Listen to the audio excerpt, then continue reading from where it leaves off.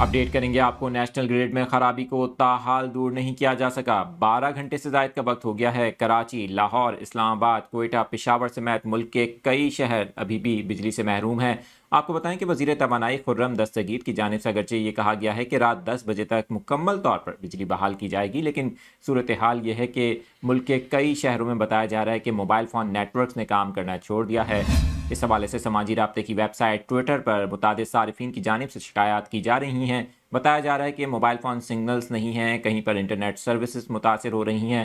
آپ کو بتائیں کہ اس حوالے سے دفاتر میں کام کرنے والے ملازمین کو بھی سخت مشکلات کا سامنا کرنا پڑ رہا ہے۔ آپ کو بتائیں کہ اس حوالے سے ٹیلی کام انڈسٹری کے ذرائع نے بتایا ہے کہ ٹیلی کام نیٹ ورک صبح سے بیک اپ پاور سپلائی پر چل رہے ہیں، جس کی وجہ سے مسلسل بجلی غائب ہے اور ابھی تک نیٹ ورک کو آن رکھنا کافی حد تک مشکل ہوتا جا رہا ہے۔ ٹیلی کام انڈسٹری کے مطابق بیک اپ پاور اور ایندھن بجلی کے طور پر استعمال کرنے یا بریک ڈاؤن کے لیے نہیں ہوتا۔ انہوں نے کہا کہ مختلف ٹیلی کام سائٹس پر ایندھن کی فراہمی کا انتظام کرنا اس وقت کافی مشکل ہوتا جا رہا ہے۔ اپنے ناظرین کو اپڈیٹ کر رہے ہیں۔ پاکستان میں بجلی کا بڑا بریک ڈاؤن، 12 گھنٹے سے زائد کا وقت ہو گیا ہے۔